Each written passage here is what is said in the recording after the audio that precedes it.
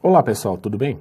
Eu sou Francisco Ribacionca e eu estou falando aqui da Superintendência de Tecnologia da Informação da Universidade de São Paulo. O meu papel aqui na STI é trabalhar na área de computação de alto desempenho. E a STI tem como competência a disponibilização de serviços para processamento de dados de alto desempenho em nuvens computacionais interconectadas. Esta videoaula tem o objetivo de apresentar esses serviços e mostrar como é que o usuário da Universidade de São Paulo pode ter acesso a esses serviços. A programação dessa videoaula começa com um resumo da computação de alto desempenho a partir da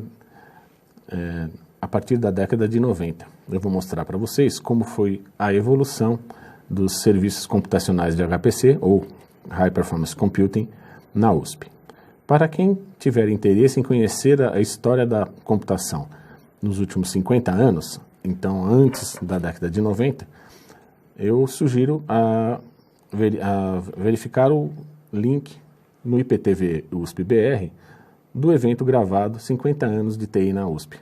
Neste evento você vai poder ter acesso e a história completa das principais personagens que geraram e que iniciaram a TI na USP. Depois do resumo, eu vou mostrar os recursos atuais, quais são os clusters e como é que nós podemos ter acesso e os principais comandos, alguns comandos úteis para você ter uma ideia de como que é a utilização desses recursos. Até a década de 90, a computação da USP compartilhava o mesmo computador para processamento administrativo e para computação científica. Então você tinha os computadores de grande porte, o IBM 4381, o Unisys e o Borros, que era usado para as duas áreas. A partir da década de 90, a USP começou a ter um hardware específico para computação de alto desempenho. E começou com a aquisição de um cluster, o cluster Convex, que tinha como característica ter 2 processadores vetoriais com 128 registradores, 128 MB de memória RAM, um sistema operacional Unix, Fortran e C. Foi o nosso primeiro cluster, nossa primeira máquina com Unix.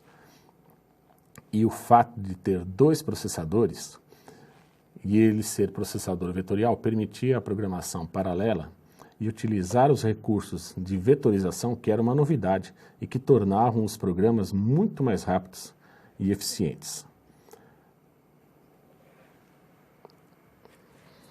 Em 95, a USP fez um convênio com a IBM e adquiriu um SP2, que tinha uma característica interessante. Era o primeiro computador onde os nós de processamento eram distribuídos e interconectados por um switch. O sistema era o sistema AIX da IBM, o Load Leveler, que era o sistema de filas também da IBM, e as linguagens de Fortran e C de programação.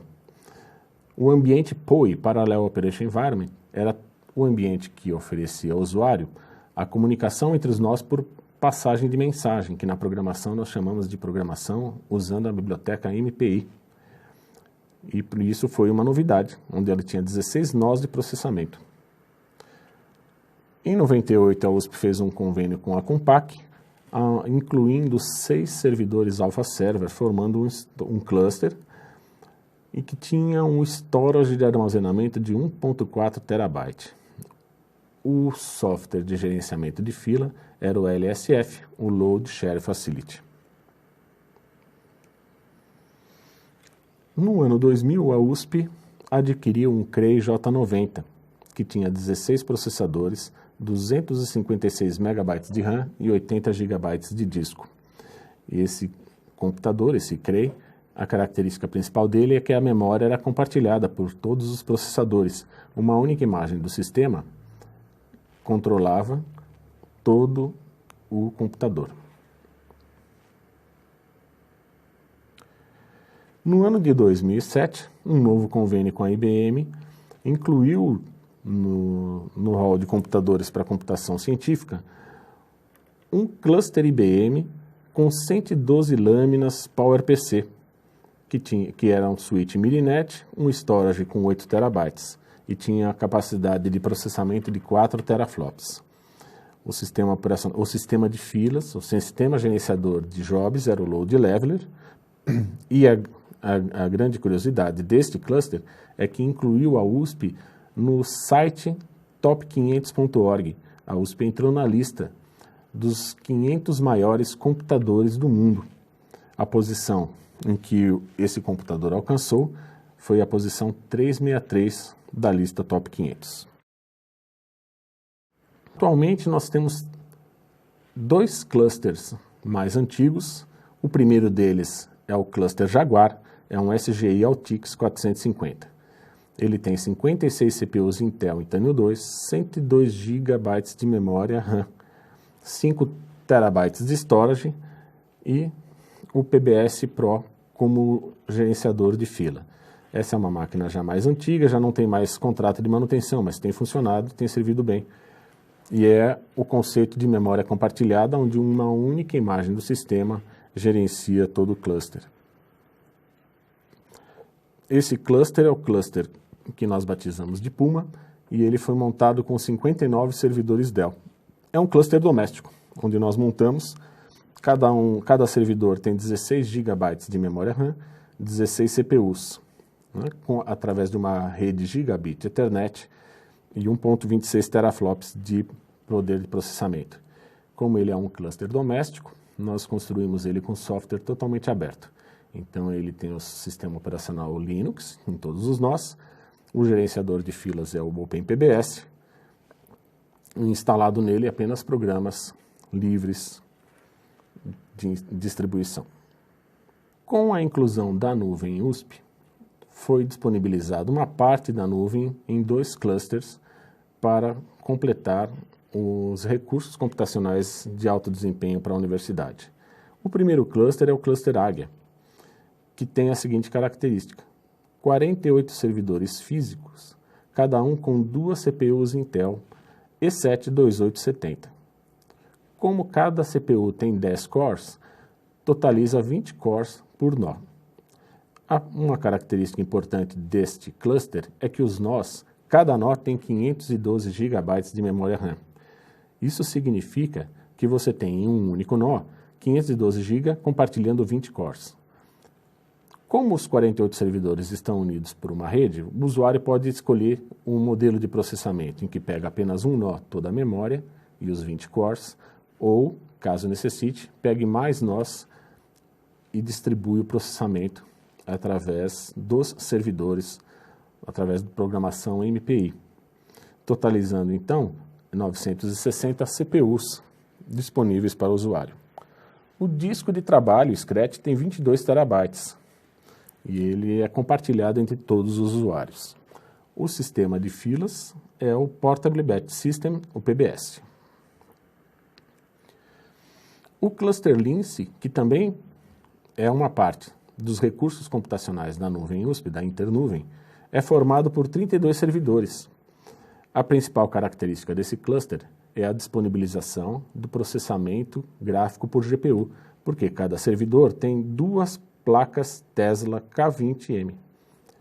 Cada nó tem 129 GB de RAM e compartilham um disco Scratch com 55 terabytes de espaço. O sistema de filas é o Portable Batch System, o OpenPBS. Para completar os recursos computacionais de alto desempenho, a Universidade de São Paulo fez um convênio com a Universidade de Rice para que os usuários da universidade tivessem acesso ao BlueJean, um computador da IBM. Esse computador alcançou a posição 377 na lista Top 500 em junho de 2012. Ele tem 84 teraflops de performance e 24.576 cores para processamento. A ideia é disponibilizar para usuários massivamente paralelos um recurso computacional de grande poder computacional. O acordo entre a USP e a Rice é de que os usuários da universidade tivessem direito a 30% desse computador. Mas aqui, nesses gráficos, nós podemos observar uma característica interessante. O gráfico da direita, a linha azul, mostra o quanto a universidade tem utilizado deste computador. A linha vermelha mostra o nosso limite máximo que teria de acordo com um acordo. Só que eles permitem, em certos momentos, que a universidade utilize mais do que nós temos direito. Podemos observar pela linha azul que, em alguns momentos, a USP chegou a utilizar 80% da capacidade do Bluejean, muito além do que nós teríamos direito. No gráfico da esquerda, nós temos aqui outra informação importante, que é quanto cada unidade tem utilizado do Bluejean. E observamos que várias unidades da universidade têm utilizado esse recurso. No site da STI, nós temos o link Cooperação e aqui embaixo o link com a Rice University. Nessa página, nós podemos obter mais informações a respeito do convênio da USP com a Rice. Inclusive, nesta página, nós temos os trabalhos que já foram publicados através da utilização do Bluejean. Então, o que mostra é que a universidade tem utilizado bem e tem gerado muitos trabalhos científicos através desta utilização. Um segundo site importante é o site USP Rice Edu, que contém informações importantes através da colaboração da USP com a Rice. Nesta página você vai encontrar informações importantes de características da máquina e também como você vai poder, quem pode utilizar o Bluejean e como você consegue acesso ao Bluejean. Então, as pessoas interessadas é só dar uma lidinha aqui nas instruções e seguir as instruções para poder ter acesso ao supercomputador Bluejean. No caso dos recursos da Internuvem, o Cluster Águia, o Cluster Lince, o processo é simples. Um professor da USP, que vai ser o gerente de projeto, o coordenador de projeto, ele deve enviar uma mensagem para nuvem@usp.br com um resumo do projeto e o nome, e-mail e número USP de cada participante ou dos membros do grupo que vai utilizar os recursos disponibilizados pela Internuvem. Uma senha vai ser criada e as instruções serão passadas diretamente a cada um dos membros desse grupo. E no caso do Bluejean, se o usuário tiver interesse, é só verificar lá no site USP Rice Edu como conseguir acesso a esses recursos. Especificamente falando agora dos nossos recursos disponibilizados pela Internuvem. O Cluster Águia, o Cluster Lince, a Puma e a Jaguar, elas são acessadas através do comando SSH, Security Shell. O SSH deve ser instalado se seu computador não tiver esse recurso disponível. Se o seu microcomputador é o Windows, você vai procurar instalar um SSH disponível. Neste exemplo que eu estou mostrando aqui, eu utilizei o PUT, que é um programa livre e de fácil instalação. A arquitetura do nosso laboratório começa com um front-end Shark. O Shark LCCA USP-BR é o computador de entrada. Para ter acesso a qualquer recurso disponibilizado pela Internuvem, o usuário tem que passar pela Shark, que é o nosso front-end de segurança. A Shark LCCA USP-BR é uma máquina acessada de qualquer parte do mundo, então ela está disponível para acesso de qualquer computador. Os clusters que compõem os recursos de HPC não são acessados de fora, apenas da Shark. São clusters isolados do mundo exterior. Uma vez você tendo a senha, o seu login e a sua senha, utilizando um programa de acesso SSH, você vai ter acesso ao front-end Shark. Aqui você então tem um ambiente Unix e você precisa conhecer os comandos básicos de manipulação de arquivo, de conexão, de transferência de arquivo. O sistema de arquivos na Shark disponibiliza um diretório home com 65 GB apenas. A ideia não é tornar um A Shark é um lugar onde você mantém permanentemente seus arquivos. Você vai usar esse disco como área temporária para transferência de arquivo para os outros clusters. Os resultados que você gerou nos computadores, nos clusters, você transfere para a Shark e depois para o seu computador local. Ele é apenas uma ponte, onde você vai acessar o cluster Águia, por exemplo, através de SSH também. Então você dá o comando na linha de comando, a sua senha de acesso, e você então agora tem acesso ao cluster Águia. Observa a estrutura de diretórios. Um diretório de entrada, onde você vai poder guardar os seus jobs, seus arquivos de entrada. E um disco Scratch, onde você vai executar programas e armazenar os resultados. Se você observar, nós temos no disco Scratch uma área disponível e compartilhada. Essa área compartilhada tem que ser usada com ponderação pelo usuário, porque se o disco encher, o usuário pode perder processamento. Muito bem. O que temos de interessante para falar aqui dos comandos? Temos muitos comandos úteis. A minha ideia nessa parte da videoaula é mostrar o principal recurso que organiza o cluster Águia. Muitos usuários usando o mesmo recurso geram conflitos de utilização. Para organizar a utilização de entrada de jobs e execução de programas, nós instalamos o programa PBS, o Portable Batch System, e que vai gerenciar. Na configuração desse sistema de fila, nós configuramos o Fair Share. O Fair Share é um recurso no PBS em que tenta estabelecer o máximo de justiça possível na utilização. Você muitas vezes vai olhar na fila pessoas que estão com muitos jobs e você pensa, puxa, mas ele está usando mais que eu. O Fair Share tenta, no transcorrer do mês, quem utilizou muito vai tendo menos prioridade. Pessoas que vão pondo jobs no meio do mês e que ainda não utilizaram vão ter prioridade nessa execução. Para poder, por exemplo, ver a configuração do sistema de fila, é através do comando kstat, onde nós temos a opção "-q" de Kiwi, em que mostra as filas. Nesse momento, nós temos a fila paralelo, big paralelo, long, very long, a fila batch para jobs sequenciais. O cluster Águia e o cluster Lince, eles são configurados para a utilização de programas paralelos. Nós damos prioridade para programas e jobs paralelos e distribuídos.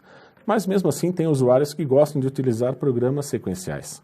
Por isso nós temos a fila batch, que tem uma pequena parte, cerca de 2% da máquina, separadas para jobs sequenciais.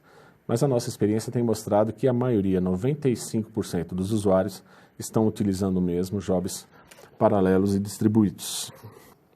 Com relação a programas, cada usuário vai poder colocar na sua área o programa que precisar.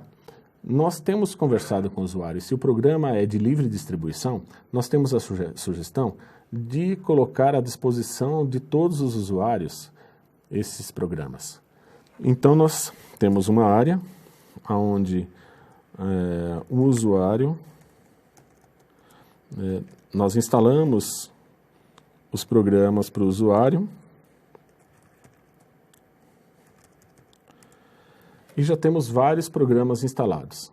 Através do recurso de Module, que é um recurso de Linux, onde você configura o ambiente de execução, nós podemos ter versões diferentes do mesmo programa disponível para o usuário. Por exemplo, o R é um software que é muito utilizado aqui, ele tem várias versões. O Python e assim outros programas disponíveis.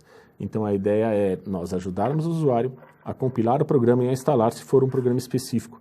Se o usuário tem um software em que ele tem uma licença exclusiva, ele pagou por isso, é possível instalar isso na área do usuário e deixando a licença funcionando só para o grupo de trabalho dele.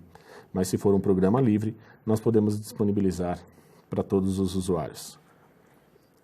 Esta era a ideia dessa videoaula.